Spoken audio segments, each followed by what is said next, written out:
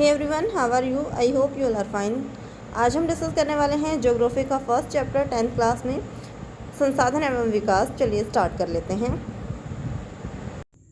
हमारे पर्यावरण में उपलब्ध प्रत्येक वस्तु जो हमारी आवश्यकताओं को पूरा करने में यूज़ की जाती है, जो हमारे नीड्स को फुलफिल करती हैं और जिसे बनाने के लिए जो है टेक्नोलॉजिकली उपलब्ध होनी चाहिए, प्रौद्योगिकी जो है वो उसका इस्तेमाल करते हैं और आर्थिक रूप से संभावनाएं विद्यमान होती हैं, सांस्कृतिक रूप से उसे मान्यता प्राप्त होती है, वो क्या है? रिसोर्सेज है, संसाधन है।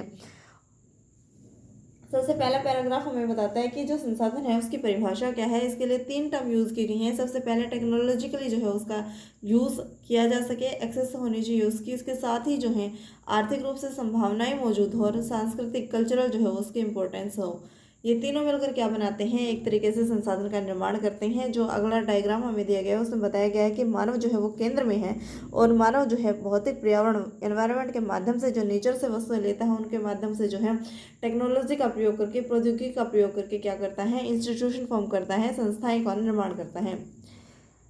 हमारे पर्यावरण में उपलब्ध जो वस्तुएं हैं उनके रूपांतरण की जो प्रक्रिया है वो क्या है? बेसिकली डिपेंड करती है टेक्नोलॉजी पर, प्रौद्योगिकी पर और संस्थाओं के जो पारस्परिक क्रियात्मक संबंध हैं उन पर जो है एक तरीके से निर्भर है। मानव प्रौद्योगिकी द्वारा प्रकृति के साथ जो है वो क्रिया की जाती हैं, यानी कि एक तरीके से ये तीनों जो है वो इंटरकनेक्टेड हैं और ये तीनों क्या हैं? एक तरीके से जब इनके साथ क्रिया करते हैं तो आर्थिक जो विकास है उसकी गति जो है वो तेज हो जाती है। क्या आप भी बहुत से ऐसे लोगों की तरह संसाधनों को जो है प्राकृतिक उपहार समझते हैं? बहुत से लोग मानते हैं कि जो रिसोर्सेज हैं वो सिर्फ नेचुरल है, लेकिन ऐसा नहीं है। ऐसा नहीं है। संसाधन मानवीय क्रियाओं का परिणाम है, यानी कि जो ह्यूमन एक्टिविटीज हैं उसका ही क्या है? एक रिजल्ट है। क्या? रिसोर्सेज। मानव स्वयं संसाधनों का महत्वपूर्ण हिस्सा है। ये पर्यावरण में पाए जाने वाले पदार्थों को संसाधनों में परिवर्तित कर देते हैं, यानी कि ह्यूमन का इम्पोर्टेंट रोल है। किस लिए? रिसोर्सेज के बनाने के लिए, रिसोर्सेज को फॉर्म करने के लिए। जो एनवायरनमेंट में मौजूद जो भी संसाधन है उनको जो है रिसोर्सेज में कन्वर्ट करते हैं, संसाधनों को मानव जो है, तथा उन्हें प्रयोग करते हैं। इन संसाधनों का वर्गीकरण जो है वो अलग अलग प्रकार से किया जा सकता है। फर्स्ट है हमारा उत्पत्ति के आधार पर, 2 प्रकार के हैं, जैव और अजैव। सेकंड है हमारा समाप्यता के आधार पर, नवीकरणीय और अनवीकरणीय। इसके साथ ही थर्ड पॉइंट है हमारा स्वामित्व के आधार पर संसाधन किस प्रकार हो जाएंगे? व्यक्तिगत, सामुदायिक, राष्ट्रीय और अंतर्राष्ट्रीय स्तर पर। विकास के स्तर पर देखा जाए तो संभावी, विकसित और संचित कोष जो है वो अलग अलग प्रकार से बताए गए हैं। नेक्स्ट जो हमारा पिक्चर दी गई है हमारे, उसमें बताया गया कि संसाधन जो है वो बेसिकली 2 पार्ट में डिवाइडेड है। फर्स्ट है हमारा नेचुरल रिसोर्सेज, सेकंड है हमारा मानवीय संसाधन।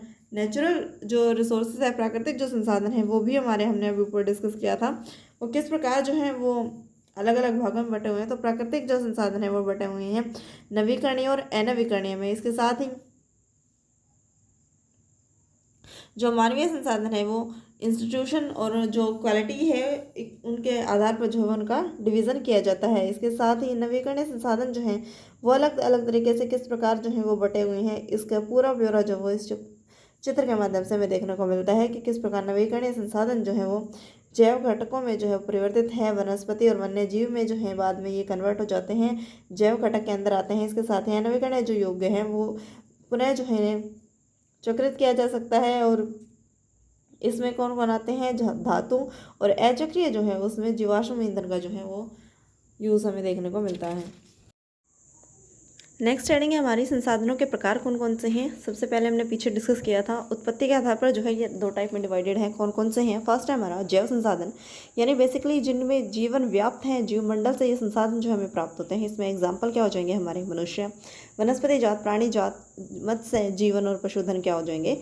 जिनमें भी बेसिकली लाइफ जो है जीवन व्याप्त है वो क्या होंगे? हमारे जैव संसाधन हो जाएंगे। इसके विपरीत क्या हो जाएगा? अपोजिट क्या हो जाएगा? हमारे अजैव संसाधन हो जाएंगे, यानी वे संसाधन जो निर्जीव वस्तुओं से बने हैं क्या होंगे? अजैव संसाधन होंगे। एग्जाम्पल क्या है? चट्टानें हैं, धातुएं हैं, ये कैसी हैं?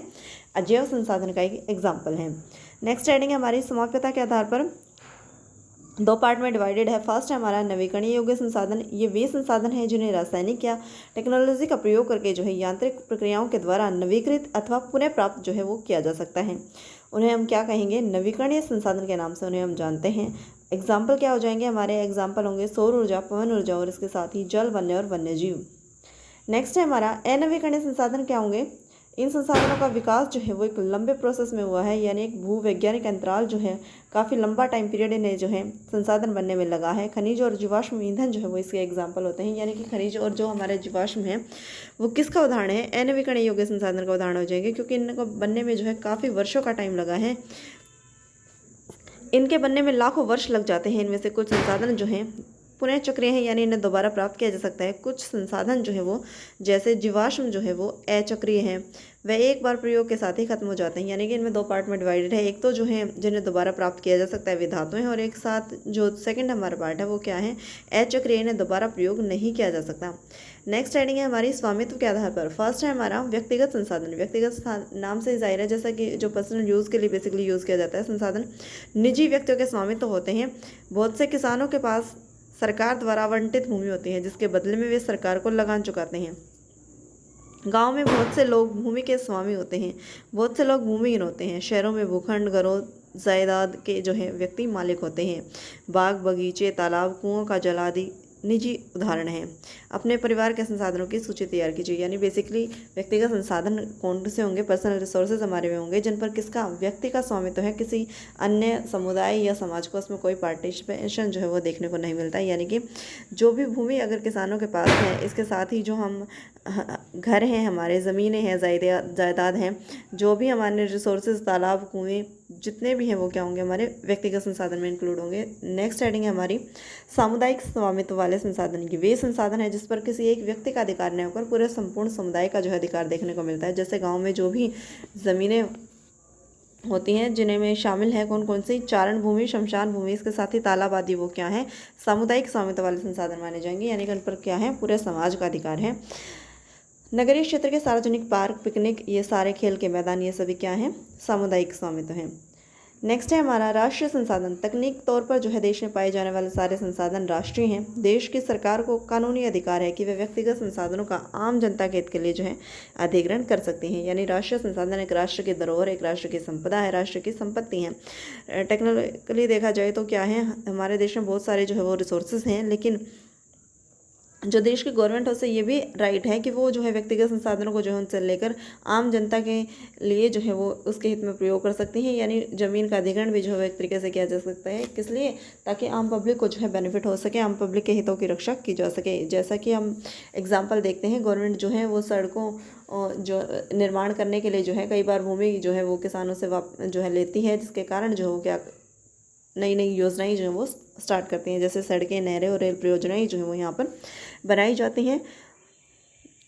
शहरी विकास प्राधिकरणों को सरकार ने भूमि अधिग्रहण का अधिकार दिया हुआ है। सारे खनिज पदार्थ, जल संसाधन, वन्य जीव, ये सभी क्या हैं, हमारे राष्ट्रीय संसाधन के पार्ट हैं। इसमें क्या है, जो राजनीतिक सीमाओं के अंदर सारी भूमि, 12 समुद्री मील जो है महासागरीय भूमि क्षेत्र से पाए जाने वाले संसाधन जो है वो क्या होंगे, 12 नॉटिकल मील तक क्या होंगे, वो हमारे राष्ट्र की संपदा में गिने जाएंगे। नेक्स्ट है हमारा अंतर्राष्ट्रीय संसाधन। कुछ अंतर्राष्ट्रीय संस्थाएं जो है वो क्या करती हैं, कुछ ऑर्गेनाइजेशन बनाई गई हैं जिन्होंने क्या किया है, डिवाइडेड किया हुआ है रिसोर्सेज को, जो इनको कंट्रोल करती हैं, जो डिसाइड करते हैं कि किस एरिया तक जो है वो राष्ट्र की सीमा के बाद अंतर्राष्ट्रीय स्तर पर जो है उसका प्रयोग किया जा सकता है। तटरेखा जो 200 समुद्री मील की है, वहाँ से जो एरिया है वो हमारा क्या हो जाएगा, खुले महासागरीय संसाधनों पर किसी एक राष्ट्र का जो है वो अधिकार नहीं होता, बल्कि इन संस्थाएं जो है इनकी परमिशन के साथ ही जो है यहाँ पर काम किया जा सकता है। इनके परमिशन के बिना जो है इनका उपयोग, यहाँ पर जो रिसोर्सेज पाए जाते हैं वहाँ पर इनका प्रयोग नहीं किया जा सकता है। नेक्स्ट है हमारा विकास के स्तर पर। पहला है हमारा संभावित संसाधन। ये वे संसाधन हैं जो किसी प्रदेश, किसी लोकल एरिया जो है यहाँ पर विद्यमान होते हैं, परंतु इसका यूज़ जो है वो यहाँ पर नहीं किया जा सकता। एग्जाम्पल के लिए दिया गया है हमारा भारत के जो पश्चिमी एरिया है, विशेषकर राजस्थान, गुजरात, यहाँ पर पवन और जो सौर ऊर्जा है, यहाँ पर रिसोर्सेज क्या हैं, यहाँ बहुत ज़्यादा है, यहाँ पर संभावना ही बहुत ज़्यादा है, लेकिन अभी तक यूज़ जो है यहाँ पर नहीं हो पाया है इन सब चीज़ों का। नेक्स्ट है हमारा विकसित संसाधन। ये वे संसाधन हैं जिनका सर्वेक्षण एक तरीके से किया जा चुका है और उनके यूज़ करने के लिए जो है क्वालिटी उनकी डिसाइड हो चुकी है, मात्रा भी उनकी डिसाइड हो चुकी है। इसके साथ ही ये क्या होंगे, विकसित संसाधन होंगे, यानी कि एक तरीके से जिनका पूरा कार्य प्रोसेस जो वो स्टार्ट हो चुका है, सर्वेक्षण का कार्य भी जो उनका पूर्ण हो चुका है और टेक्नोलॉजिकली जो है संसाधनों का विकास जो है वो टेक्नोलॉजी और उनके संभाव्यता के स्तर पर जो है वो डिसाइड करता है उनको। नेक्स्ट है हमारा भंडार। पर्यावरण में जो भी चीज़ें उपलब्ध होती हैं जो मनुष्य की आवश्यकताओं को फुलफिल करती हैं, सेटिस्फाई करती हैं, परंतु उपयुक्त टेक्नोलॉजी के अभाव में जो है वो पहुँच से बाहर है। यानी कि हमने अभी फर्स्ट जब हमने चैप्टर स्टार्ट किया तभी डिस्कस किया था कि 3 कंडीशन जो है वो पूरी करनी चाहिए कोई भी रिसोर्सेज के लिए। तो टेक्नोलॉजी अगर उसकी पहुँच नहीं होगी तो वो क्या है, भंडार में जो है वो शामिल हो जाएंगे। एग्जाम्पल क्या हो जाएंगे, जो 2 गैसें हैं हाइड्रोजन और ऑक्सीजन के जो यौगिक हैं, हाइड्रोजन ऊर्जा का जो है प्रमुख एक स्रोत जो है बन सकता है, परंतु इस उद्देश्य से इसका प्रयोग करने के लिए जो है हमारे पास टेक्नोलॉजी जो है वो एक तरीके से उपलब्ध नहीं है। यानी कि टेक्नोलॉजी के बिना भी जो है यहाँ पर कोई भी रिसोर्सेज जो है वो पूरी तरीके से कार्य नहीं कर पाएगा। नेक्स्ट हेडिंग हमारी संचित कोष। इस संसाधन जो है भंडार का ही हिस्सा है जिन्हें उपलब्ध तकनीक की सहायता से, टेक्नोलॉजी की हेल्प से जो है प्रयोग किया जाता है, परंतु इनका उपयोग अभी तक जो है स्टार्ट नहीं हुआ है। इनका भविष्य में आवश्यकता के अनुसार जो है इसका प्रयोग किया जा सकता है। नदियों के जल को जो है विद्युत ऊर्जा के लिए जो है प्रयोग किया जाता है, परंतु वर्तमान समय इसका जो है वो सीमित पैमाने पर प्रयोग हो रहा है। बांधों, जल और वन की सिंचाई, वन आदि क्या है, संचित कोष है, इनका भविष्य में उपयोग किया जा सकता है। संचित यानी एक तरीके से अपने पास इकट्ठा करके रख लेना, यानी कि टेक्नोलॉजी का ज्ञान तो है लेकिन उसको व्यापक स्तर पर जो है प्रयोग नहीं किया जा रहा, यानी एक छोटे लेवल पर, एक सीमित स्तर पर जो है वो इसका प्रयोग किया जा रहा है, ताकि बाद में जो है वो इसका प्रयोग किया जा सके। वर्तमान समय क्या है, इसका सीमित पैमाने पर ही प्रयोग हो रहा है। यहाँ पर कौन कौन से एग्जाम्पल हो जाएंगे, हमारे जल, वन और संचित जो है ये बांध जो है वो क्या होंगे, हमारे संचित कोष के एग्जाम्पल हो जाएंगे जिनका फ्यूचर में हम प्रयोग कर सकते हैं। हमने अभी संचित कर लिया है, इसके बारे में टेक्नोलॉजी का जो है डेवलपमेंट हो चुका है। नेक्स्ट हेडिंग हमारी जो रिसोर्सेज हैं उसके डेवलपमेंट का क्रम क्या रहा है उसको देखते हैं। संसाधन जिस प्रकार मनुष्य के जीवन यापन के लिए आवश्यक है, उसी प्रकार जीवन की गुणवत्ता बनाए रखने के लिए भी जो है वो इम्पोर्टेंट है। ऐसा विश्वास किया जाता है कि संसाधन प्रकृति की देन है। हमने स्टार्टिंग में भी देखा था कि बहुत सारे जो लोग हैं उनको लगता है कि जो नेचर जो है उन्होंने क्या हमें रिसोर्सेज प्रोवाइड किए हैं, परिणाम स्वरूप मानव ने जो है इसका अंधाधुंध उपयोग किया है, जिससे निम्नलिखित समस्याएं पैदा हो गई है। यानी एक तरीके से मनुष्य ने इतना ज़्यादा जो है प्रकृति का दोहन किया है जिसके कारण नेचर को काफ़ी ज़्यादा कठिनाइयों का सामना करना पड़ रहा है। इसमें कौन कौन सी समस्याएं उत्पन्न हो गई वो हमें दिया गया है। फर्स्ट है, कुछ व्यक्तियों की जो लालच वश संसाधनों का जो है ह्रास हो रहा है। यानी व्यक्ति की जो लालसा है, लालच जो है वो ख़त्म नहीं हो रहा है, जिसके कारण नेचर पर जो है अंधाधुंध पेड़ों की कटाई की जा रही है। खनिज जो है वो एक तरीके से समाप्त होते जा रहे हैं, और इसके साथ ही खनन कार्य के कारण जो है वो जो उर्वर क्षमता जो है वो काफ़ी ज़्यादा भूमि की समाप्त होती जा रही है। संसाधन जो है समाज के कुछ ही लोगों के हाथ में आ गई, जिससे समाज जो है वो 2 अलग अलग भागों में जो है डिवाइडेड कर देखने को मिलता है। एक तो संसाधनहीन है, यानी कि अमीर और गरीब जो है वो 2 तरीके से किस प्रकार डिवाइडेड हो रहे हैं। जिनके पास रिसोर्सेज हैं वो क्या हैं, अमीर हैं, जिनके पास रिसोर्सेज नहीं है वो क्या हो जाएंगे, गरीब की कैटेगरी जो है यहाँ पर डिवाइड हो जाती हैं। संसाधनों के अंधाधुंध शोषण से वैश्विक परिस्थिति जो संकट जो है वो उत्पन्न हो गया है, जैसे भूमंडलीय तापन, ओजोन परत अवक्षय, पर्यावरण प्रदूषण और भूमि निम्नीकरण, यानी अलग अलग समस्याएं जो है वो इसके साथ ही उत्पन्न हो गई हैं। तो इसमें हमने देखा सबसे पहले क्या है, ओजोन परत का क्षय जो है वो लगातार होता रहा है, जिसके कारण कहीं ना कहीं जो है रिसोर्सेज का गलत तरीके से प्रयोग जो है वो रिस्पॉन्सिबल है। इसके साथ ही पर्यावरण में जो भी चेंजेस आ रही हैं, एनवायरनमेंट जो चेंज हो रहा है, जिसके कारण जो है काफ़ी ज़्यादा नुकसान जीव जंतु वनस्पति सभी को जो है कहीं ना कहीं देखने को पड़ता है। इसके साथ ही पर्यावरण प्रदूषण काफ़ी ज़्यादा बढ़ रहा है और भूमि का निम्न जो लेवल है वो काफ़ी ज़्यादा नीचे चला जा रहा है।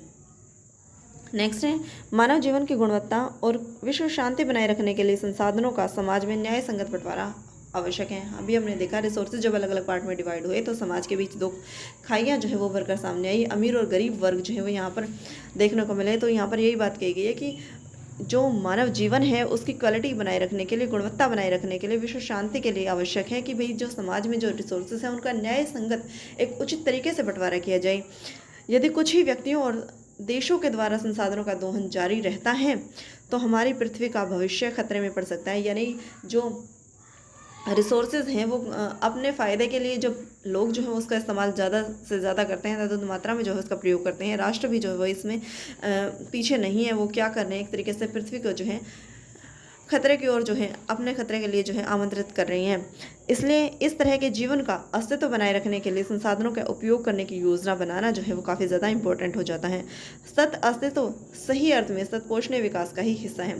सतपोषणीय विकास क्या है, इसका अर्थ है कि विकास जो है इस प्रकार किया जाए कि पर्यावरण को कोई नुकसान भी ना हो और जो है वर्तमान जो विकास है वो जारी रहे, और इसके साथ ही जो विकास है वो पीढ़ी, जो आने वाली पीढ़ियाँ हैं हमारी, भविष्य की जो पीढ़ियाँ उन तक सुरक्षित रह सकें।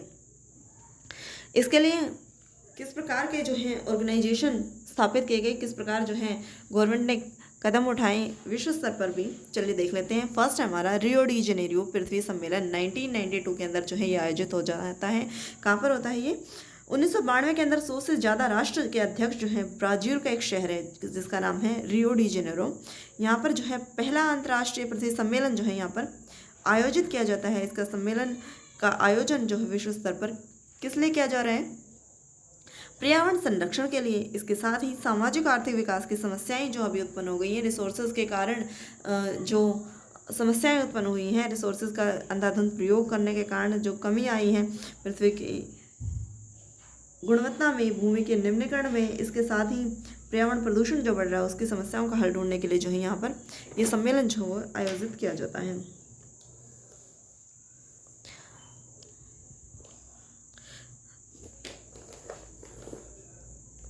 सम्मेलन में एकत्रित नेताओं ने भूमंडलीय जलवायु परिवर्तन और जैविक विविधता पर एक घोषणा पत्र हस्ताक्षर किए। रियो सम्मेलन में भूमंडलीय वन सिद्धांतों पर सहमति जताई और 21वीं शताब्दी में सतत पोषणीय विकास के लिए एजेंडा 21 की स्वीकृति दी गई। यानी कि जो ये हमारा जो सम्मेलन हो रहा है इसके अंदर क्या है, एक तरीके से एजेंडा 21 के लिए सहमति बन जाती है, और इसमें क्या है, जैविक डाइवर्सिटी जो है उसके लिए यहाँ पर जो है साइन किए जाते हैं।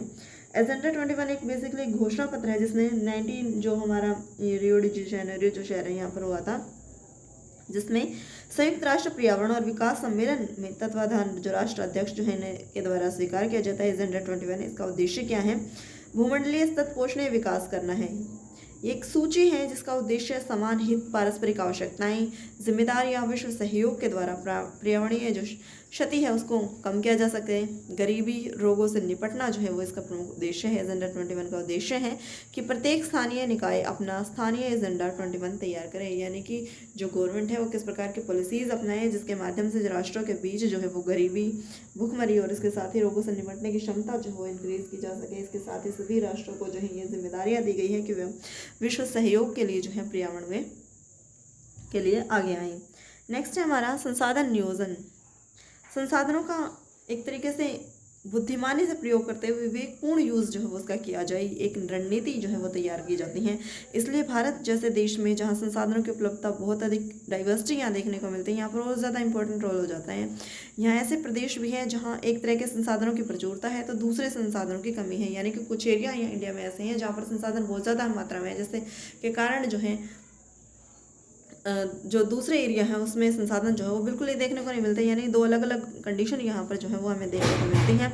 कुछ प्रदेश ऐसे हैं जहाँ संसाधनों की उपलब्धता के मामले में जो है वो ये जो प्रदेश है वो आत्मनिर्भर है। इसमें कौन कौन से हैं? बेसिकली झारखंड, मध्य प्रदेश और छत्तीसगढ़ जो है ऐसे एरिया है जहाँ पर खनिज और कोयले जो है वो काफ़ी मात्रा में मिल जाते हैं, यानी एक तरीके से संसाधन के प्रचुर मात्रा यहाँ पर उपलब्ध है, जिसके कारण ये राज्य जो है वो काफ़ी ज़्यादा तरक्की कर सकते हैं। इनके पास जो है वो रिसोर्सेज की मात्रा काफ़ी अधिक है। अरुणाचल प्रदेश में अगर हम बात करें तो यहाँ पर क्या है, जल संसाधन प्रचुर मात्रा में पाए जाते हैं, परंतु यहाँ पर जो डेवलपमेंट है वो ज़्यादा यहाँ पर देखने को नहीं मिलता। राजस्थान में पवन ऊर्जा और सौर ऊर्जा काफ़ी ज़्यादा मात्रा में है, लेकिन जल संसाधनों की कमी है, यानी कि कहीं ना कहीं एक रिसोर्सेज कहीं पर ज़्यादा और कहीं पर कम जो है यहाँ पर देखने को मिलते हैं। जहाँ छत्तीसगढ़, झारखंड और मध्य प्रदेश जो है यहाँ पर खनिज और कोयला जो प्रचुर मात्रा में है। अरुणाचल प्रदेश में जल की बात की हमने, और इसके साथ ही राजस्थान जो है यहाँ पर ऐसा इलाका है जहाँ पर पवन और सौर ऊर्जा तो उपलब्ध है, लेकिन यहाँ पर जल संसाधन जो है वो काफ़ी कम मात्रा में पाए जाते हैं। लद्दाख का एरिया जो है वो शीत मरुस्थल के कारण जो है यहाँ के अलग अलग पार्ट जो हैं सांस्कृतिक विरासत का धनी है, यानी कि बेसिकली अलग अलग स्तर पर जो है यहाँ पर क्या है हमारे। नेक्स्ट हेडिंग है हमारी भारत में संसाधन नियोजन। इंडिया में बेसिकली संसाधनों का नियोजन करना एक जटिल प्रक्रिया है। फर्स्ट है देश के विभिन्न प्रदेशों में संसाधनों की पहचान कर उनकी तालिका बनाना, यानी एक तरीके से पहले आइडेंटिफाई करना होगा उन एरिया को जहाँ पर रिसोर्सेज की जो है काफ़ी ज़्यादा मात्रा है, और इस कार्य में क्षेत्रीय सर्वेक्षण, मानचित्र बनाना, गुणात्मक एवं मात्रात्मक अनुमान लगाना और मापन करना है। इसके साथ ही संसाधन विकास के लिए योजनाएं लागू करना और उसके लिए एक राइट टेक्नोलॉजी का प्रयोग करना, कौशल और संस्थागत नियोजन ढांचा तैयार करना, संसाधन विकास योजनाओं, राष्ट्रीय और विकास योजना में समन्वय स्थापित करना। नेक्स्ट है, किसी क्षेत्र के विकास के लिए संसाधनों की उपलब्धता के लिए आवश्यक शर्त है कि परंतु टेक्नोलॉजी और संस्थाओं में जो है परिवर्तन के अभाव में मात्र संसाधनों की उपलब्धता से ही विकास संभव नहीं है। यानी कि केवल रिसोर्सेज होने से ही डेवलपमेंट नहीं हो जाएगा, इसके लिए टेक्नोलॉजी का यूज़ करना जो है वो कंपलसरी होगा। देश में बहुत से ऐसे एरिया हैं जो संसाधन तो समृद्ध हैं, लेकिन फिर भी जो है यहाँ पर आर्थिक रूप से पिछड़ापन देखने को मिलता है। इसके विपरीत कुछ प्रदेश ऐसे हैं जहाँ पर संसाधन नहीं है, यानी रिसोर्सेज की यहाँ पर एक तरीके से कमी देखने को मिलती है, लेकिन फिर भी ये आर्थिक रूप से संपन्न है। क्या संसाधन संपन्न परंतु आर्थिक रूप से पिछड़े संसाधन विहीन आर्थिक क्षेत्र से रूप से विकसित प्रदेशों के नाम बता सकते हैं? ऐसे परिस्थिति होने के कारण बताइए।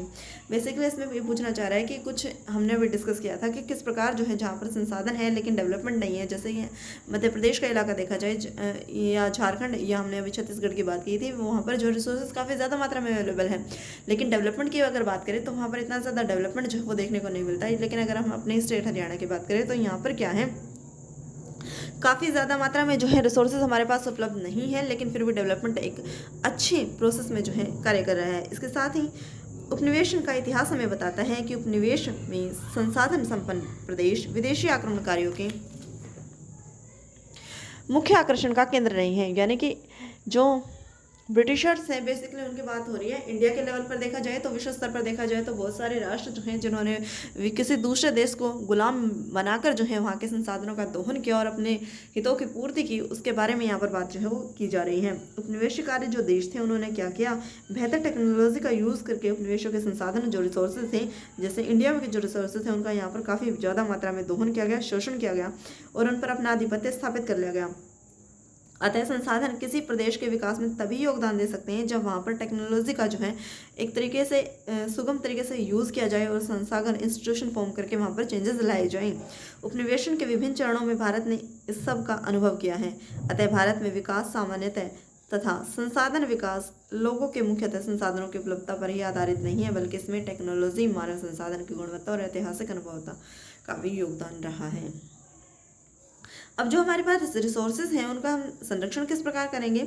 संसाधन किसी भी तरह के विकास में काफ़ी इंपॉर्टेंट रोल प्ले करते हैं, परंतु संसाधनों के विवेकहीन उपभोग और अति उपयोग के कारण जो है सामाजिक, आर्थिक और पर्यावरणीय समस्याएं उत्पन्न हो जाती हैं। यानी काफ़ी ज़्यादा किसी भी चीज़ की अति करते हैं तो क्या होता है, उसके कहीं ना कहीं जो बैड इम्पैक्ट जो हमें देखने को मिलते हैं। ऐसा ही रिसोर्सेज के साथ भी हुआ, जब यहाँ पर बहुत ज़्यादा संसाधनों का दोहन हुआ तो यहाँ पर सामाजिक, आर्थिक और पर्यावरणीय समस्याएं जो है उत्पन्न हो गई। इन समस्याओं से बचाव के लिए जो है विभिन्न स्तर पर, विभिन्न लेवल पर जो है संसाधनों का संरक्षण आवश्यक है। हमने पास से ही देखा कि संसाधनों का संरक्षण जो है वो नेताओं, चिंतकों के लिए चिंता का विषय रहा है। एग्जाम्पल के तौर पर देखा जाए तो गांधी जी ने संसाधनों के संरक्षण पर जो है चिंता व्यक्त की थी और उनके शब्द क्या थे, हमारे पास हर व्यक्ति की आवश्यकता पूर्ति के लिए बहुत कुछ है, लेकिन किसी के लालच की संतुष्टि के लिए नहीं। अर्थात हमारे पास पेट भरने के लिए बहुत है लेकिन पेट ही भरने के लिए नहीं। यानी ये बात की जा रही है एक तरीके से जो अमीर वर्ग है जो किस तरह से शोषण कर रहे हैं, जो रिसोर्सेज हमारे उनका प्रयोग कहाँ पर होना चाहिए, केवल आम जनता के हितों के लिए जो उसका प्रयोग किया जाना चाहिए, न कि अपनी लालसा की पूर्ति के लिए, अपने लालच की संतुष्टि के लिए जो है इसका यूज़ नहीं किया जाना चाहिए। उनके अनुसार विश्व स्तर पर संसाधन ह्रास के लिए लालची और स्वार्थी व्यक्ति और आधुनिक जो टेक्नोलॉजी है वही उसकी शोषणात्मक प्रवृत्ति जो है वो जिम्मेदार है। वे अत्यधिक उत्पादन के विरुद्ध हैं। उनके स्थान पर जो है अधिक बड़े जन समुदाय जो है वो उत्पादन के पक्षधर थे। यानी कि उनका मानना था कि प्रोडक्शन भी जो है वो केवल उस लेवल पर होना चाहिए जहाँ पर जो है नीड्स जो है वो फुलफिल की जा सके। उसके लिए जो है एक्स्ट्रा जो है वो ज़्यादा एफर्ट इसके लिए नहीं दिए जाने चाहिए, जिससे कहीं ना कहीं पृथ्वी को, हमारी भूमि को जो है कहीं ना कहीं हानि का सामना करना पड़े। अंतर्राष्ट्रीय स्तर पर व्यवस्थित तरीके से संसाधन संरक्षण की वकालत जो है 1968 में एक क्लब बनता है जिसके क्लब ऑफ रोम जो है। तत्पश्चात 1974 में क्या है, शमशेर ने अपनी पुस्तक स्माइल इज़ ब्यूटीफुल में इस विषय पर गांधी जी के दर्शन का जो है एक बार फिर से क्या है पुनरावृत्ति की है। 1987 में जो ब्रंटलैंड आयोग है उन्होंने क्या अपनी रिपोर्ट के द्वारा वैश्विक स्तर पर जो है संसाधनों के संरक्षण की बात कही है। इसके साथ ही इस रिपोर्ट में सतपोषण विकास यानी सस्टेनेबल डेवलपमेंट की संकल्पना जो वो एक तरीके से प्रस्तुत की है।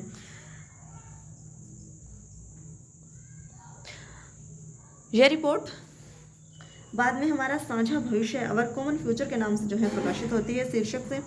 इसमें क्या है, एक महत्वपूर्ण योगदान किसका रहा है, हमारा जो हमने पीछे डिस्कस किया था रियो डी जेनेरो जो सम्मेलन हुआ है ब्राज़ील में 1992 में, उसमें पृथ्वी सम्मेलन जो आयोजित किया था उसके बारे में डिस्कस किया गया है।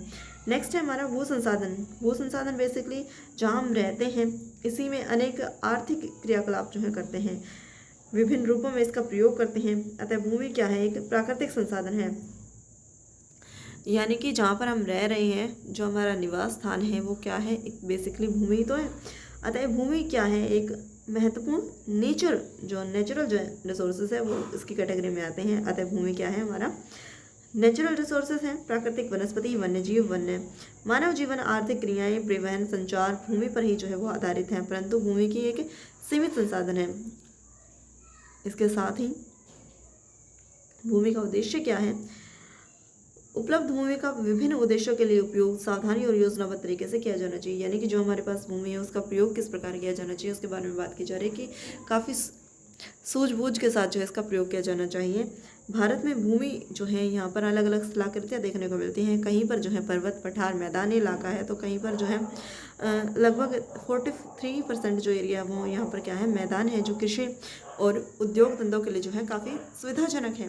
पर्वत जो भू क्षेत्र है हमारा वो 30% एरिया जो है वो यहाँ पर कवर करता है। इसके साथ ही ये हमारे पिक्चर में भी जो है ये अलग अलग पार्ट में डिवाइडेड करके हमें बताया गया किस प्रकार जो ब्लू कलर है वो डिफाइन करता है कि जो मैदानी एरिया है यहाँ पर कृषि और जो हमारे संसाधन जो लगाकर जो है हम उद्योग धंधे कर सकते हैं वो काफ़ी ज़्यादा मात्रा में यहाँ पर सहज है, सरल है इनका प्रयोग करना।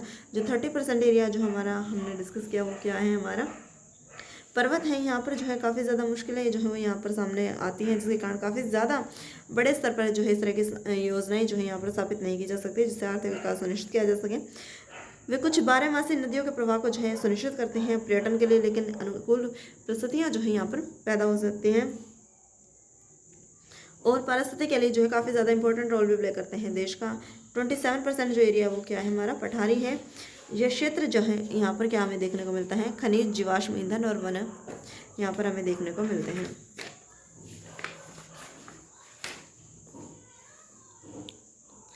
नेक्स्ट है हमारा भूमि का यूज़ जो है वो किस प्रकार है, इसके लिए अलग अलग जो ऑब्जेक्टिव है वो हमारे बताए गए हैं। फर्स्ट है हमारा वन के लिए, इसके साथ ही कृषि के लिए जो हमारी उपलब्ध भूमि और अनुपलब्ध भूमि है उसके बारे में बात की गई है कि कृषि के लिए जो अनुपलब्ध भूमि है उसमें कौन कौन सी है, बंजर जमीन जहाँ पर खेती बिल्कुल नहीं की जा सकती या कृषि के लिए अयोग्य भूमि जो है वो ठहरा दी गई। इसके साथ ही गैर कृषि प्रयोजनों में जो सड़कें जो लगाई जाती हैं, जैसे भूमि, सड़क और इमारतें जो यहाँ पर बनाई जाती हैं, तो वो क्या है, कृषि के लिए एक तरीके से अनुपयुक्त हो जाती हैं।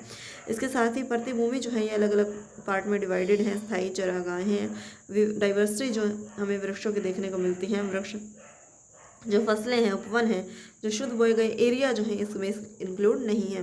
कृषि योग्य बंजर भूमि जहाँ पर 5 से अधिक वर्षों से जो है वो खेती नहीं की जा रही, वो भी क्या होंगे, इसी में इंक्लूड हो जाएंगे। इसके साथ ही प्रतिभूमि यानी एक कृषि वर्ष या उसको कम समय से खेती यहाँ पर अगर नहीं की जा रही है। इसके साथ ही जो है अलग अलग तरीके की बात की गई किस प्रकार जो है।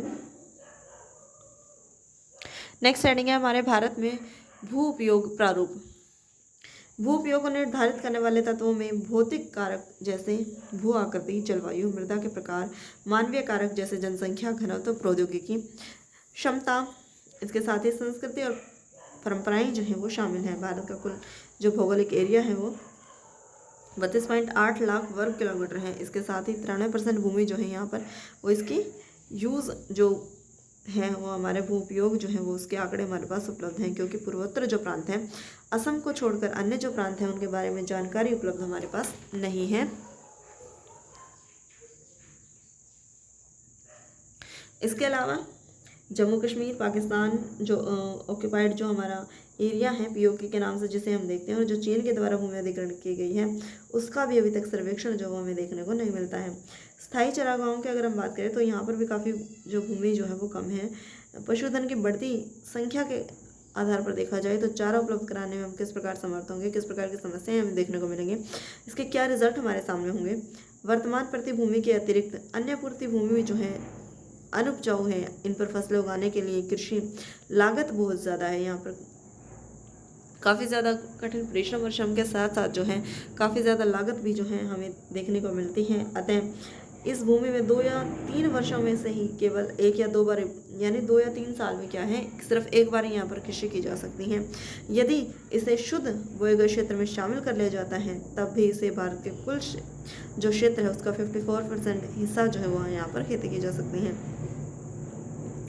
शुद्ध बोया गया एरिया जो है वो परसेंटेज की अगर हम बात करें तो अलग अलग राज्यों में अलग अलग तरीके से देखने को मिलता है। अरुणाचल प्रदेश, मिजोरम, मणिपुर, अंडमान निकोबार द्वीप समूह, यहाँ पर जो है 10% से भी कम एरिया जो है यहाँ पर क्या की जाती है, खेती की जाती है। हमारे देश में राष्ट्रीय वन नीति द्वारा निर्धारित वनों के 33% एरिया क्या है, भौगोलिक क्षेत्र वांछित है, जिसकी तुलना में वन के अंतर्गत क्षेत्र जो है वो काफ़ी ज़्यादा कम जो है वो हमें देखने को मिलता है। वन नीति जो है डिसाइड करती है कि किस प्रकार जो है सीमा पारिस्थितिकी संतुलन बनाए रखने के लिए आवश्यक है। वन क्षेत्र के पास रहने वाले लाखों लोगों की आजीविका जो है यहीं पर निर्भर करती है। भू उपयोग का एक बंजर भूमि और दूसरा जो है कृषि परियोजना में लगाई गई भूमि जो कहलाती है। बंजर भूमि में पहाड़ी चट्टानें, सूखी मरुस्थलीय भूमि जो हो शामिल होती है, हमने पीछे डिस्कस किया था। और इसके साथ ही गैर कृषि भूमि में कौन इंक्लूड है, जो वो भूमि जो कृषि कार्य में नहीं है बल्कि यहाँ पर जो है इमारतें, सड़कें और अन्य जो योजनाएं जो वो स्टार्ट की गई, रेलवे लाइनें जो है यहाँ पर बिछा दी गई हैं। लंबे समय तक लगातार भूमि संरक्षण और प्रबंधन की अवहेलना करने के एवं लगातार भू उपयोग के कारण जो है भूमि संसाधनों का निम्नीकरण हुआ है, यानी कि प्रकृति का ज़्यादा दोहन करने के कारण जो है काफ़ी ज़्यादा समस्याएं जो हैं वर्तमान समय में हमें देखने को मिल रही हैं। इसके कारण समाज और पर्यावरण के लिए जो है वो गंभीर आपदाएं आ सकती हैं। इसके साथ साथ अलग अलग स्तर पर कभी भूकंप, ज्वालामुखी घटनाएं जो है हमें देखने को मिलती रहती हैं। किस प्रकार बाढ़ की समस्याएं लगातार उत्पन्न होती हैं। इसके साथ ही भूमि निम्नीकरण और संरक्षण के लिए उपाय क्या हैं, ये हम चलिए देख लेते हैं। भूमि एक ऐसा संसाधन है जिसका यूज़ हमारे पूर्वज करते आ रहे हैं और भावी पीढ़ी को भी जो इसकी आवश्यकता होगी। सिंपल सी बात है, हम भोजन, मकान, कपड़े की मूल आवश्यकताओं का 95% एरिया कहाँ से प्राप्त करते हैं, हमारा भूमि से ही प्राप्त होता है। मानव क्रियाकलापों के कारण न केवल भूमि का निम्नीकरण हो रहा है बल्कि भूमि को नुकसान पहुँचाने वाले प्राकृतिक ताकतों को भी बल मिला है, यानी कि काफ़ी ज़्यादा मात्रा में जो है दोहन एक तरीके से भूमि का हमें देखने को मिल रहा है, जिसके कारण काफ़ी समस्याएं जो है जो हमारे ग्लोबल स्तर पर जो हमें देखने को मिलती हैं। इस समय में भारत में 13 करोड़ हेक्टेयर भूमि निम्नीकृत है। इनमें से लगभग 28% एरिया जो है वो वनों के अंतर्गत है, 56% एरिया जो है वो जलापर्दित है। और इसके साथ ही अलग अलग स्तर पर जो है वनोन्मूलन किया जा रहा है, वनों को काटा जा रहा है। अति पशुचारण, काफ़ी ज़्यादा मात्रा में पशुओं को जो है चराया जाने के कारण जो भूमि जो है वो कहीं ना कहीं जो चारा था वो ख़त्म होता जा रहा है, जो फसलें जो थी वो नष्ट होती जा रही है। खनन ने भी जो है भूमि के निम्नीकरण को जो है काफ़ी ज़्यादा प्रभावित जो है किया है। खनन के उपरांत खदानों वाले स्थानों को छोड़कर गहरी खाइयाँ, मलबे के लिए जो है उन्हें खुला छोड़ दिया जाता है, जिसके कारण क्या है छत्तीसगढ़, उड़ीसा, मध्य प्रदेश, झारखंड, अलग अलग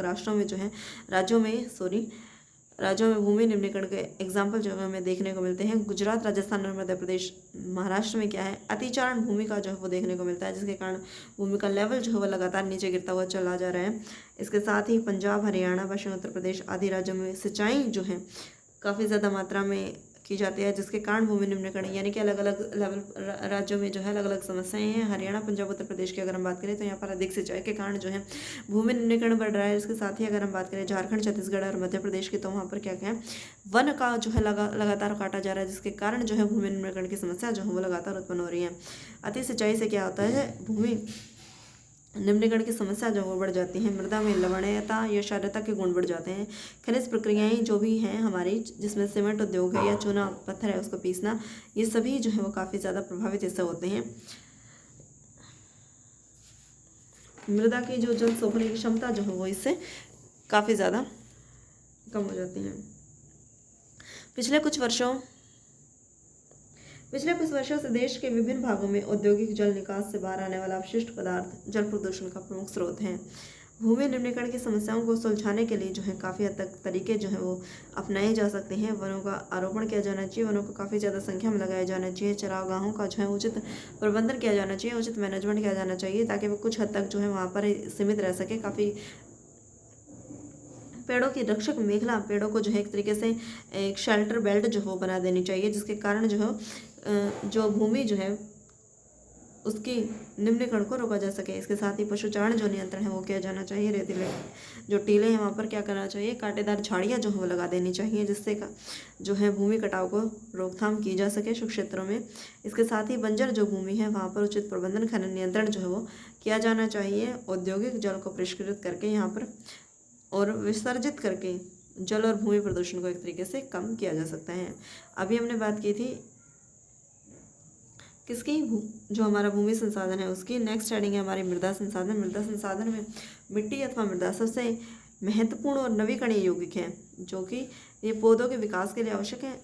इसके साथ ही जो पृथ्वी पर जो है अलग अलग जीवों के जो है पोषण करती है। मृदा एक जीवित तंत्र है और जीवन तंत्र है। कुछ सेंटीमीटर गहरी मृदा में लाखों वर्ष बन जो है काफ़ी ज़्यादा टाइम कंज्यूमिंग है, इसमें बहुत ज़्यादा समय लगता है।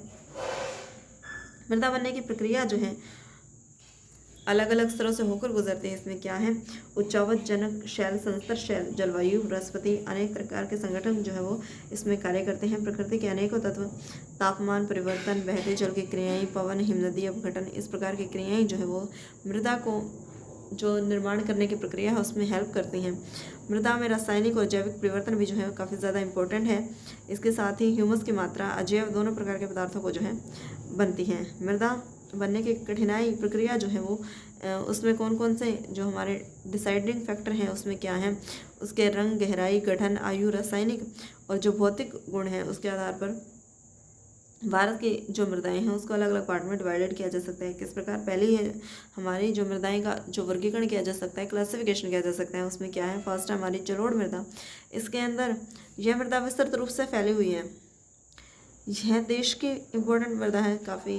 इसके साथ ही संपूर्ण उत्तरी मैदान जो भी है हमारा वहाँ पर देखने को मिलता है। इसके साथ ही मृदाएं हिमालय की 3 महत्वपूर्ण सिंधु, गंगा और ब्रह्मपुत्र नदियाँ के जो ये तंत्र हैं यहाँ से निक्षेपों से ये बनी है। इसके साथ ही जलोढ़ मृदा एक संकरे गलियारे से जो है ये मृदाएं विशेषकर गुजरात, राजस्थान तक फैली हैं।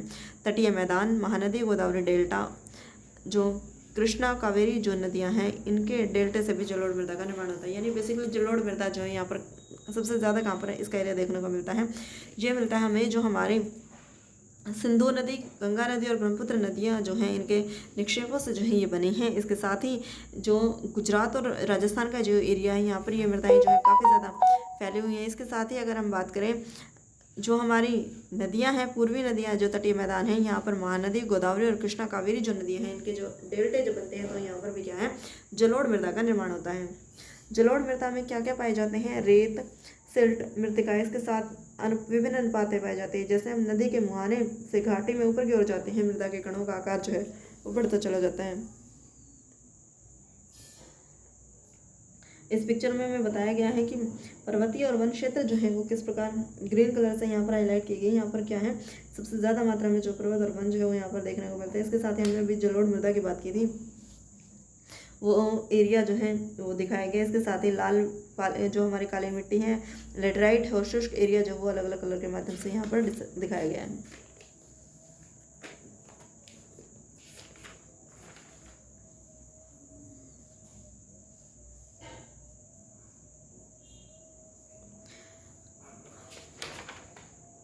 मृदा के कणों का आकार बढ़ता चला जाता है। नदी घाटी के ऊपरी भाग में जैसे जैसे ढाल भंग के समीप मोटे कण वाली मृदाएं पाई जाती हैं। ऐसी मृदाएं पर्वतों की तलहटी में जो है वो एक तरीके से जम जाती हैं और आमतौर पर तराई के क्षेत्रों में पाई जाती हैं। कणों के आकार, घटकों के अलावा मृदाओं की पहचान उनकी आयु से जो है वो डिसाइड होती हैं। आयु के आधार पर जो है जो मृदाएं हैं जलोढ़ मृदा को 2 भाग में बांटा जाता है। एक तो है खादर और एक है दूसरी हमारी बांगर मृदा। इसके साथ ही अगर हम बात करें जो हमारा पुराना जलोढ़ है उसे हम क्या कह रहे हैं, जो हमारा पुराना जलोढ़ है उसे हम बांगर और जो नया जलोढ़ है उसे हम खादर के नाम से जा रहे हैं। जो बांगर है वो एरिया जो है यहाँ पर मृदा कैसी है, यहाँ पर कंकड़ पत्थर की मात्रा जो है वो काफ़ी ज़्यादा है। इसके साथ ही जो खादर है यहाँ पर महीन कण जो है वो बारीक कण जो यहाँ पर पाए जाते हैं। जलोढ़ मृदाएं जो है वो काफ़ी ज़्यादा मात्रा में उपजाऊ होती हैं क्योंकि ये नदियों के मुहाने से जो है निकल कर आती हैं। यहाँ पर काफ़ी ज़्यादा पोषक तत्व भी जो है वो देखने को मिलता है, जिसके कारण जो जलोढ़ मृदा काफ़ी ज़्यादा कृषि के लिए उपयुक्त होती है। यहाँ पर जो है जलोढ़ मृदा में क्या क्या पाया जाता है, पोटाश, फास्फोरस और चूनायुक्त जो है मृदा देखने को मिलती है। यहाँ पर गन्ने, चावल, गेहूं और अनाज दलहन की फसलें जो है यहाँ पर की जा सकती हैं। अधिक उपजाऊपन के कारण जलोढ़ मृदा जो है गहन कृषि यहाँ पर की जाती है। यह जनसंख्या घनत्व भी जो है वो काफ़ी ज़्यादा देखने को मिलता है। सूखे क्षेत्रों की मृदाएं जो है, जो सूखा जो एरिया होता है वहाँ की मृदा क्या होती है, क्षारीय होती हैं, और इन मृदाओं का सही उपचार सिंचाई करके जो है इनकी पैदावार बढ़ाई जा सकती है। नेक्स्ट हेडिंग है हमारी काली मिट्टी की, काली मृदा की। इन मृदाओं का रंग जो है, ये जो मृदा है इसका रंग क्या है, कैसा है, काला है। इन्हें रेगर मृदा के नाम से भी जाना जाता है। काली मृदा को कपास की खेती के लिए काफ़ी ज़्यादा उपयुक्त समझी जाती है। काली कपास मृदा के नाम से भी इसको जाना जाता है। माना जाता है कि जलवायु और जनक शैलों के कारण जो है मृदा के बनने में महत्वपूर्ण योगदान दिया है। इस प्रकार की मृदाएं दक्कन के पठार, बेसाल्ट और इसके साथ ही उत्तर पश्चिमी भागों में यहाँ पर देखने को मिलती हैं। लावा जनक शैलों से जो है ये मृदाएं बनी होती हैं। ये कहाँ पर एरिया है, बेसिकली महाराष्ट्र, सौराष्ट्र, मालवा, मध्य प्रदेश, छत्तीसगढ़ के पठार जो है यहाँ पर देखने को मिलती हैं। इसके साथ ही जो दक्षिण पूर्वी दिशा की जो नदियाँ हैं, कृष्णा और गोदावरी, यहाँ पर घाटियों तक जो ये फैली हुई हैं। काली मृदा में बहुत सारे महीन कण पाए जाते हैं। मृतिका से जो है एक तरीके से बनी होती हैं। नमी जो है इसमें बहुत ज़्यादा होती है। इसकी जो कैपेसिटी है, नमी को धारण करने की कैपेसिटी काफ़ी ज़्यादा है। इसके साथ ही यहाँ पर कैल्शियम कार्बोनेट, मैग्नीशियम, पोटाश, चूने जैसे पौष्टिक तत्वों की मात्रा भी जो है वो भरपूर होती है। इसमें जो है फॉस्फोरस यहाँ पर देखने को नहीं मिलता, जैसे कि हमने जलोढ़ मृदा में डिस्कस किया था कि यहाँ पर फॉस्फोरस भी जो है वो काफ़ी ज़्यादा मात्रा में उपलब्ध है, लेकिन यहाँ पर काली मिट्टी में जो है फॉस्फोरस नहीं है, कम मात्रा में है। बेसिकली गर्म और शुष्क मौसम में इन मृदाओं में काफ़ी गहरी दरारें पड़ जाती हैं। आपने देखा होगा और इस पिक्चर में भी हमें इजीली देखने को मिलता है किस प्रकार जो है इसके मिट्टियों के बीच जो हो दरारें यहाँ पर हमें देखने को मिल रही हैं। इसके साथ ही मात्रा कम होती है, दरारें पड़ जाती हैं, जिससे इनमें अच्छी तरह से वायु का मिश्रण जो है हो जाता है। गीली होने पर ये मृदाएं जो है वो चिपचिपी हो जाती हैं और इनको जोतना जो है वो मुश्किल हो जाता है। इसलिए जुताई मानसून प्रारंभ होने से पहले जो है यहाँ पर इनके स्टार्ट की जाती है। काली मिट्टी में जो है काफ़ी गीले होने पर इसकी जुताई जो है वो संभव नहीं है, इसलिए यहाँ पर जब मानसून आता है तो उससे पहले ही यहाँ पर क्या की जाती है, जुताई यहाँ पर स्टार्ट कर दी जाती है। नेक्स्ट है हमारा लाल और पीली मृदा। लाल मृदा दक्कन का जो पठार है वहाँ का जो पूर्वी और दक्षिणी हिस्सा है, वहाँ पर बेसिकली आग्नेय चट्टानों पर कम वर्षा वाला जो एरिया है यहाँ पर ये डेवलप हुई है। इसके साथ ही यहाँ उड़ीसा, छत्तीसगढ़, मध्य गंगा का जो मैदानी इलाका है वहाँ पर जो है ये देखने को मिलते हैं। इन मृदाओं का रंग जो है लाल रंग रवेदार आग्नेय और रूपांतरित चट्टानों में लो जो धातु है उसके प्रसार के कारण यहाँ पर इनका रंग देखने को मिलता है। पीला रंग किसके कारण होता है, अत्यधिक जलयोजन के कारण यहाँ पर। नेक्स्ट हेडिंग है हमारा लेटराइट मृदा। लेटराइट शब्द जो है वो ग्रीक भाषा के लेटर शब्द से बना है, जिसका अर्थ है ईंट। लेटराइट मृदा का निर्माण कहाँ पर होता है, उष्णकटिबंधीय और उपोष्णकटिबंधीय जो जलवायु है यहाँ पर आर्द्र और शुष्क ऋतुओं के एक के बाद जो है आने के कारण होता है। यहाँ भारी वर्षा में अत्यधिक निक्षालन होता है, लीचिंग यहाँ पर काफ़ी ज़्यादा होती है। लेटराइट मृदा अधिकतर क्या है, गहरी और अम्लीय होती हैं। इसमें सामान्यतः पौधों के पोषक तत्वों की कमी होती है। यह अधिकतर दक्षिणी राज्यों, महाराष्ट्र के पश्चिमी घाट क्षेत्रों, उड़ीसा, पश्चिम बंगाल के एरिया में यहाँ पर देखने को मिलती हैं। यहाँ पर जो है ह्यूमस पर्याप्त मात्रा में पाया जाता है, लेकिन विरल वनस्पति और अर्धशुष्क पर्यावरण में ह्यूमस की मात्रा जो है वो कम पाई जाती है। स्थल रूपों पर उनकी स्थिति के अनुसार अपर्दन, भूमि निम्नीकरण की समस्याएं जो है वो होती हैं। मृदा संरक्षण के लिए जो है उचित तरीके अपनाकर मृदाओं पर कर्नाटक, केरल, तमिलनाडु यहाँ पर जो एरिया है यहाँ पर क्या है, चाय और कॉफ़ी की फसलें जो है यहाँ पर उगाई जाती हैं। तमिलनाडु, आंध्र प्रदेश और केरल की लाल लेटराइट मृदा किसके लिए उपयुक्त है, काजू की फसल के लिए काफ़ी उपयुक्त मानी जाती हैं।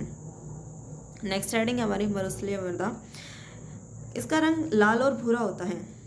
कहाँ पर पाई जाती है, मरुस्थलीय नाम से जाहिर है ये रेतीली होगी और लवणीय जहाँ पर पाई जाएगी उस एरिया में जो है ये बेसिकली देखने को मिली है। इसके साथ ही कुछ जो क्षेत्र हैं यहाँ पर नमक की मात्रा काफ़ी ज़्यादा पाई जाती है। झीलों से जल जो वाष्पीकृत होकर खाने का नमक भी जो है यहाँ पर बनाया जाता है। इसके साथ ही नमक बनाया जाता है। शुष्क जलवायु और उच्च तापमान के कारण जल वाष्पन जो है वह काफ़ी ज़्यादा मात्रा में होता है, जिसके कारण ह्यूमस की जो है मात्रा कम हो जाएगी और मृदा के सतह के नीचे जो है वो कैल्शियम की मात्रा बढ़ती चली जाती है। इसके साथ ही अलग अलग चूने के कंकर इनके सतह जो है यहाँ पर पाई जाती हैं। इसके साथ ही इन्फिल्ट्रेशन जो है यहाँ पर नहीं हो पाता। इस मृदा को सही तरीके से सिंचित करके कृषि योग्य बनाया जा सकता है, जैसे कि पश्चिमी राजस्थान में हो रहा है। यानी कि राजस्थान जो एरिया हमारा जो मरुस्थल एरिया है, यहाँ पर कृषि करना जो है काफ़ी आसान तो नहीं है, लेकिन कुछ कठिनाइयों के बाद जो है यहाँ पर सही तरीके अपनाकर संचित सिंचाई के तरीके अपनाकर यहाँ पर कृषि जो हो एक तरीके से की जा सकती है। नेक्स्ट हेडिंग है हमारी वन मृदा। ये मृदाएं आमतौर पर नाम से ही जाहिर है, जहाँ पर पहाड़ी इलाका होगा, पर्वतीय क्षेत्र पाए जाएंगे और पर्याप्त वर्षावन उपलब्ध होंगे, यहाँ पर क्या होगी, ये मृदा पाई जाएगी। इन मृदाओं के कारण जो है प्रवृत्ति या पर्यावरण के काफ़ी ज़्यादा चेंजेस जो देखने को मिलते हैं। नदी घाटियों में ये मृदाएँ क्या हैं, दोमट सिल्टदार होती हैं, परंतु ऊपरी ढालों में इनका गठन जो है मोटे कणों का होता है। हिमालय के हिमाच्छादित क्षेत्रों से मृदाओं का बहुत ज़्यादा पतन देखने को मिलता है। इसके साथ ही ये काफ़ी ज़्यादा जलोढ़ पंखों के रूप में नए नदी सोपानों का जो है वो निर्माण करते हैं। और ये मृदा कैसी हैं, उपजाऊ मृदा है।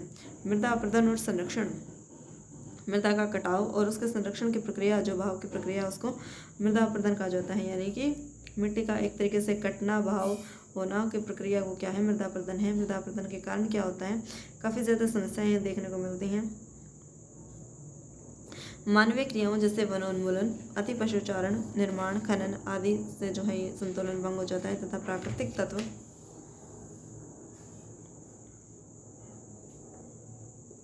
पवन, हिमनदी जल मृदा करते हैं। बहता जल मृतिका युक्त मृदाओं को काटते हुए गहरी वाहिकाओं द्वारा बनाता है, जिसे अवनालिकाओं के नाम से जानते हैं। ऐसी भूमि क्या है, कृषि योग्य नहीं रहती और यहाँ पर इसे क्या कहते हैं, वेटलैंड के नाम से जाना जाता है। उत्खात भूमि इसे कहा जाता है। चंबल बेसिन का जो एरिया है उसको क्या कहेंगे हम, खड रेवाइन जो है यहाँ पर कहा जाता है। कई बार जो ये एरिया है जल विस्तर क्षेत्र को ढके हुए क्षेत्र के साथ नीचे बहता चला जाता है। ऐसी स्थिति में इस क्षेत्र में ऊपरी मृदा जो है वो घुलकर जल के साथ क्या आते हैं, बह जाती है, जिससे अपरदन जो है वो शीट अप जो है इरोजन यहाँ पर देखने को मिलता है। पवन द्वारा मैदान ढाल जो अथवा जो ढालू क्षेत्र है यहाँ की मृदा को उड़ा ले जाने के कारण जो है पवन अपरदन होता है। यानी कि हवा जब मिट्टी को अपने साथ बह ले जाती है, बहाकर ले जाती है, तो यहाँ पर क्या हो रहा है, पवन के द्वारा अपरदन होता है। कृषि के गलत तरीके से भी जो है मृदा अपरदन होता है। गलत ढंग से हल चलाने और गलत तरीके से जो है मृदा अपरदन होता है। हल चलाने पर ढाल पर ऊपर से नीचे हल चलाने पर वाहिकाएं बन जाती हैं, जिससे अंदर से बहता पानी जो है आसानी से मृदा का कटाव करता है। ढाल वाली भूमि पर समोच्च रेखाओं के समानांतर हल चलाने वाले के से ढाल के साथ बहाव की जो गति है वो घटती रहती है, इसे समोच्च जुताई के कहा जाता है। ढाल वाली भूमि पर जो है सोपान बनाए जाते हैं, जिससे कृषि भूमि जो अपरदन है वो एक तरीके से कंट्रोल किया जा सकता है। पश्चिमी और मध्य हिमालय में सोपान और सीढ़ीदार कृषियाँ बनाकर जो है खेती यहाँ पर की जाती हैं। इसके साथ ही बड़े खेतों को पट्टियों में बांटा जाता है। फसलों के बीच में घास की पट्टियाँ उगाई जाती हैं। ये पवनों द्वारा जनित कृषि बल को कमज़ोर करती हैं। एक तरीके से स्ट्रिप फार्मिंग इसे कहा जाता है। पेड़ों की कतारें लगाकर जो है शेल्टर बेल्ट बनाई जाती हैं। वनों को एक रक्षक श्रृंखला जो है वो बनाई जाती है, जिसके कारण जो है वह मृदा अपरदन जो हो काफ़ी ज़्यादा कम हो जाता है। अतः इन रक्षक पट्टियों का पश्चिमी भारत में रेत के टीलों के सही कारण काफ़ी ज़्यादा इम्पोर्टेंट रोल रहा है।